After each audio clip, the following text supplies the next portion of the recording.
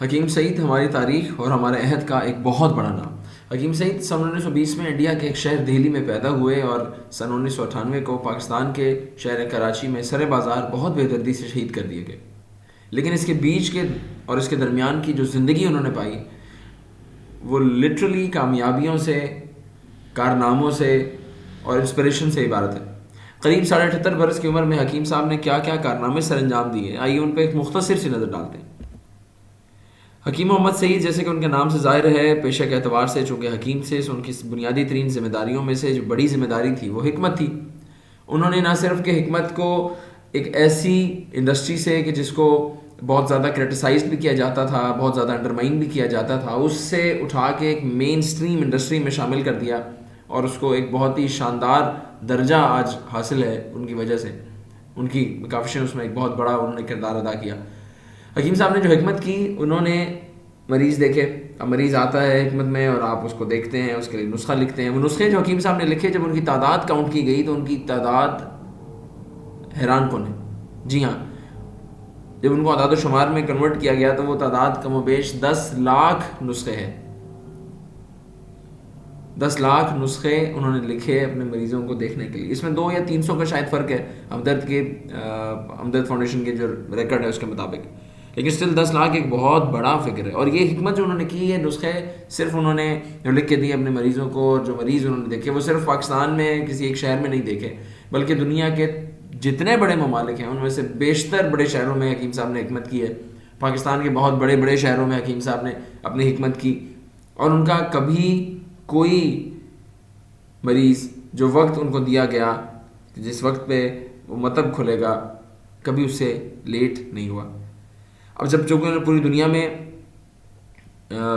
حکمت کی ہے اور تمام لوگوں کو ملے ہیں اور دیکھا ہے، اس کا مطلب یہ ہے کہ انہوں نے ایکسٹینسو ٹریولنگ بھی کی ہے۔ اس ایکسٹینسو ٹریولنگ کے باوجود حکیم صاحب کو لکھنے کا بہت شوق تھا، اور وہ کتابیں جو انہوں نے لکھی، جب ان کے صفحات کو کاؤنٹ کیا گیا تو وہ قریب 80,000 بنتے ہیں۔ اور وہ صرف ایک موضوع پہ نہیں لکھا، بلکہ بچوں کے لیے لکھا، خواتین کے لیے لکھا، حکمت پہ لکھا، سیاست پہ لکھا، ٹریولاگز لکھے، وہ جرنیز جو انہوں نے کیے، جو سفر کیے انہوں نے، اس پہ انہوں نے لکھا۔ دنیا کے بیشتر موضوعات پہ حکیم صاحب نے لکھا۔ اس کے ساتھ ساتھ حکیم صاحب گورنر سندھ بھی رہے کم و بیش 7 مہینے کے لیے، 1993 جولائی سے لے کے جنوری 1994 تک۔ کیا آپ جانتے ہیں کہ جب وہ گورنر سندھ تھے تو وہ اپنے دفتر کتنے بجے آتے تھے؟ جی، صبح فجر کی نماز حکیم صاحب اپنے گورنر ہاؤس کی مسجد میں ادا کرتے تھے۔ اس کے ساتھ ساتھ حکیم صاحب اگرچہ کہ کسی فارمل سکول میں ان کا داخلہ نہیں ہوا تھا، انہوں نے جو ٹریڈیشنل طریقہ تھا ہند میں یا بر صغیر میں بچوں کو پروان چڑھانے کا کہ انگریزی ایک استاد سے پڑھی اور فارسی ایک استاد سے پڑھی، اس طرح سے تعلیم پائی تھی۔ لیکن اس کے بعد جب وہ پڑھ لکھ گئے اور انہوں نے اپنی پروفیشنل کیریئر کا آغاز کیا تو ہمدرد یونیورسٹی انہوں نے بنائی سن 1985 میں، اور جس دن ان کو شہید کیا گیا ہے اس دن تک حکیم صاحب اس یونیورسٹی کے بہت ایکٹیو وائس چانسلر کے طور پہ کام کر رہے تھے۔ اس کے ساتھ ساتھ حکیم صاحب چند اور یونیورسٹیز کے بورڈ آف ڈائریکٹرز پر بھی تھے۔ حکیم صاحب نے ہمدرد لیبارٹریز قائم کی جب پاکستان آئے، اور 1948 میں انہوں نے اس کی بنیاد رکھی ہمدرد لیبارٹریز کی۔ اور آپ ذرا اندازہ لگائیے کہ جب وہ پاکستان آئے تو وہ ان کے جو ایسٹس جو انڈیا میں تھے، وہ تمام کے تمام ایسٹس وہ انڈیا میں اپنے بھائی کو عبدالحمید صاحب کو دے کے آئے تھے، ان کو ہدیہ کر کے آئے تھے۔ اور جب یہاں پہ آئے تو وہ لٹرلی خالی ہاتھ تھے، اور ہم نے جو سنا اس کے مطابق کم و بیش 16 روپے شاید ان کے پاس تھے۔ چلیے ہم مان لیتے ہیں کہ اس دور کے 16 روپے آج کے 1600 روپے کے برابر ہوں گے، یا چلیے 16,000 روپے کے برابر ہوں گے۔ سٹل انہوں نے ان 16 روپوں کو چند ارب روپے کی انڈسٹری میں کنورٹ کیا۔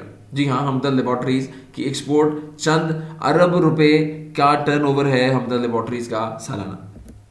حکیم صاحب اس سارے کاموں کے ساتھ ساتھ دارالعلوم کراچی کے ٹریجرر بھی تھے۔ جی ہاں، خزانچی، اور یہ جس دور میں اس کے خزانچی رہے دارالعلوم کراچی، جو کہ اراؤنڈ 56 ایکڑز پر مشتمل ہے، اور سینکڑوں طالب علم اس میں رہائش پذیر ہیں، تعلیم حاصل کر رہے ہیں، اس میں سے بہت سے طلباء وہاں پہ رہتے بھی ہیں، اساتذہ بھی ہیں، ایک بہت بڑا سیٹ اپ ہے۔ اور اس کے خزانچی ہونے کا مطلب یہ ہے کہ کتنا ورک لوڈ ہوگا جو ان کو مینیج کرنا پڑتا ہوگا۔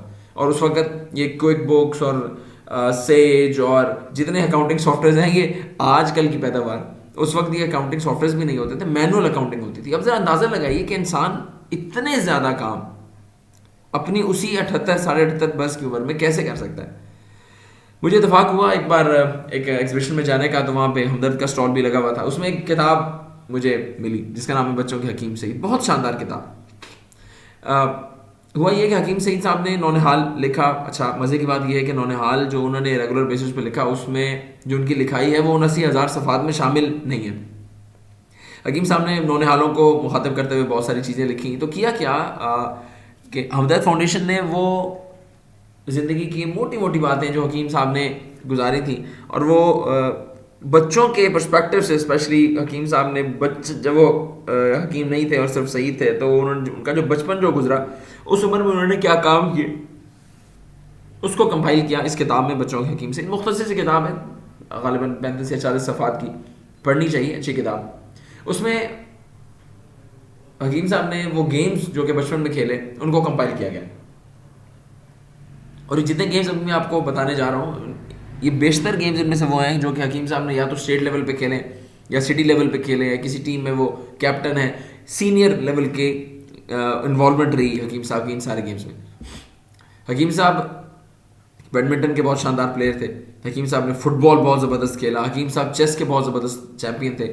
اور جہاں چیس کے چیمپئن کی بات آتی ہے تو حکیم صاحب جب چیس کے ایک مثال اگر میں آپ کو دوں, مثال کے طور پہ میسوری ہلز کا ایک چیمپئن تھا جو کہ پچھلے کئی سال سے چیمپئن تھا, اور حکیم صاحب اس وقت حکیم تھے نہیں, صرف سعید تھے. 13 سال ان کی عمر تھی. وہ میسوری ہلز کے اس چیمپئن کے پاس گئے اور اسے چیس کھیلنے کی فرمائش کرنے لگے.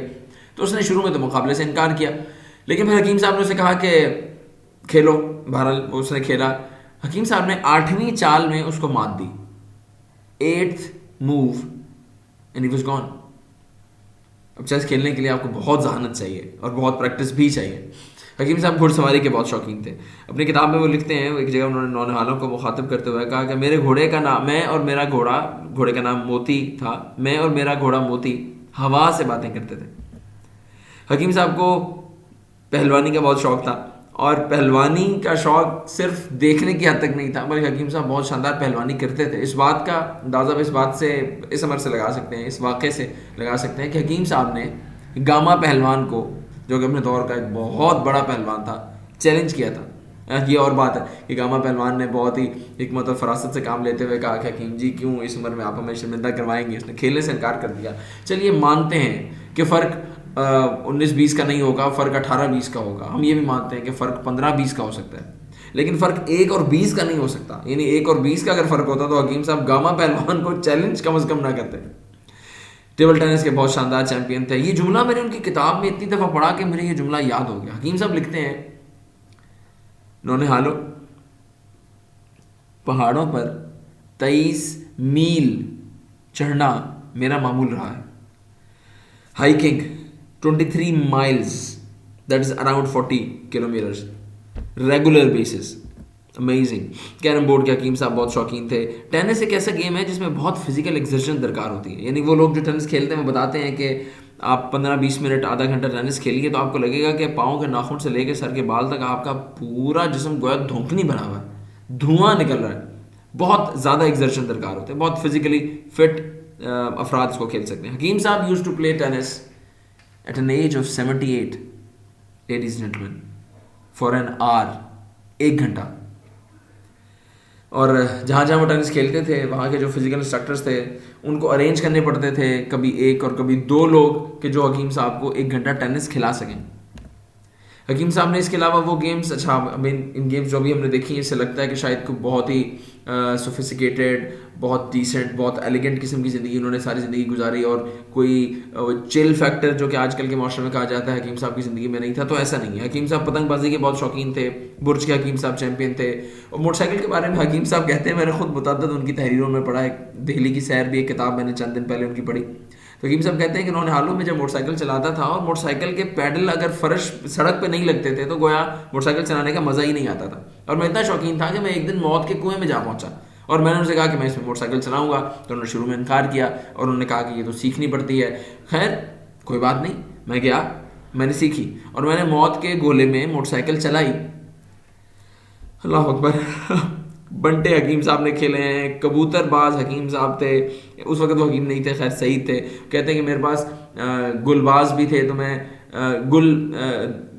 گلدم ایک پرندہ ہے، تو مجھے گلدم باز بھی کہتے تھے لوگ، اور کبوتر باز بھی کہتے تھے. اور یہ کوئی صرف وہ شوق نہیں کہ آپ نے 2 درجن 3 درجن کبوتر رکھ لیے، کوئی 35-40 کبوتر رکھے، ایک چبوترا بنایا اور آپ نے سمجھا کہ میں نے بہت بڑا تیر مار لیا ہے. 1000 کبوتر تھے حکیم سعید صاحب کے پاس. 1000 کبوتروں کو دانا ڈالنا، پانی ڈالنا، ان کا خیال رکھنا، ان کو اڑانا، ان کو واپس لانا. It takes lot of effort to be done. Gilli danda, اور ابھی تو متعدد اتنے سارے گیمز ہیں جو کہ ہمیں ہماری ساری ریسرچ کے باوجود بھی نہیں مل سکے، یعنی ان کی امیجز ہمیں نہیں مل سکے. اس میں بہت سارے گیمز کے ایسے نام لکھے ہوتے ہیں. ایک انسان اپنی زندگی میں اتنا وقت کیسے نکال سکتا ہے ان سارے کاموں کو؟ اچھا یہ بات ملحوظ خاطر رہنی چاہیے کہ یہ سارے کام بیک وقت نہیں کیے، یعنی ایک ہی دن میں ایسا نہیں ہے کہ وہ ڈائریکٹر حمزہ لیبارٹریز بھی ہیں اور وہ دارالعلوم بھی اسی دن جا رہے ہیں اور کبوتر بھی اسی دن اڑا رہے ہیں، لیکن یہ وہ کام ہیں جو انہوں نے اپنی زندگی کے مختلف سٹیجز میں سر انجام دیے. ایک انسان اپنی زندگی میں اتنے سارے کام کیسے کر سکتا ہے، اتنی زیادہ چیزیں مینیج کیسے کر سکتا ہے؟ یہ ایک ایسا سوال ہے کہ جس کا جواب سمجھنا، جس کا جواب تلاش کرنا بہت ضروری ہے. اور ان سارے کاموں کے ساتھ ساتھ حکیم صاحب اپنے وقت کے انتہائی پابند تھے. یعنی اس کی ایک چھوٹی سی مثال آپ کو میں دیتا ہوں. مثال کے طور پہ اس کے بارے میں کہا جاتا ہے کہ جو لوگ ان کے ساتھ کام کرتے ہیں وہ کہتے ہیں ہمیں یاد نہیں ہے کہ حکیم صاحب نے کبھی کوئی نماز قضا کی ہو، بلکہ کوئی نماز جماعت سے قضا کی ہو. بلکہ کہنے والے تو یہ بھی کہتے ہیں کہ ہمیں یاد نہیں پڑتا کہ حکیم صاحب کی کبھی کوئی نماز تکبیر اولیٰ سے رہی ہو. یعنی ان کی زندگی میں ہر ایک کام کرنے کے لیے وقت تھا، اور وہ وقت متعین بھی تھا، اور وہ بہت آرگنائزڈ، بہت پنکچوئل، بہت پرسسٹنٹ، بہت کنسسٹنٹلی اس کام کو کرتے بھی تھے. اور وقت کی پابندی کے اعتبار سے اگر ایک بات بتائی جائے تو وہ واقعتاً بہت حیران کن ہے کہ حکیم صاحب مسجد کے بارے میں ایک بات آتی ہے کہ لوگ صبح کی نماز پڑھنے فجر کے لیے جب مسجد میں آئے تو دیکھا کہ مسجد کی گھڑی کسی وجہ سے رکی ہوئی تھی. اچھا عموماً ہوتا یہ ہے کہ میری گھڑی آپ کے ساتھ اور آپ کی گھڑی آپ کے ساتھ والے کے ساتھ میچ نہیں ہو رہی ہوگی، 1-2 منٹ کا 3 منٹ کا بعض اوقات فرق ہوتا ہے، جو کہ ہم بہت ہی سمجھتے ہیں کہ شاید اسے نگلیکٹ کیا جا سکتا ہے. اگر یہ ایک الگ پوری اس پہ گفتگو ہے کہ اسے نگلیکٹ نہیں کیا جا سکتا اور یہ بہت اہم ہوتا ہے. اب وقت گھڑی کا رکا ہوا ہے، گھڑی رکی ہوئی ہے، وقت تو خیر کیا رکنا ہے. اب گھڑی رکی ہے اور نماز جو ہے وہ جماعت وقت پہ ہوگی، اس کی پریسیشن کا لوگ احتیاط کرتے ہیں، کرنی بھی چاہیے، 100% لاجیکل ہے. اب کیا کیا جائے؟ کیا سٹینڈرڈ ہو جس کو بنیاد بناتے ہوئے ایک وقت کو طے کر لیا جائے کہ اس وقت یہ وقت ہوا ہے؟ تو لوگوں کے ذہن میں ہے یار حکیم صاحب ایگزیکٹ 5 منٹ پہلے آتے ہیں مسجد، ایگزیکٹ 5 منٹس. تو لوگوں نے کیا کیا کہ باقاعدہ گھڑی لے کے نا، اب سمجھیے کہ وہ کیا منظر ہوگا کہ کوئی صاحب جو ہے وہ گھڑی لے کر بیٹھے ہیں مسجد میں مین انٹرنس کے پاس، اور یوں حکیم صاحب نے جوتے اتار کے پہلا قدم مسجد میں رکھا اور یوں انہوں نے اپنا وقت سیٹ کیا اور یہ کہا کہ اچھا اب اس گھڑی کے مطابق 5 منٹ کے بعد جماعت ہوگی. He was that precise in his life. Wow is a simple word جو کہ کہا جا سکتا ہے حکیم صاحب کے متعلق. اللہ سبحانہ تعالیٰ سے دعا ہے کہ اللہ تعالیٰ انہیں جنت الفردوس میں جگہ دے اور ہمیں اس سے وقتی پابندی سیکھنے کی توفیق بھی دے.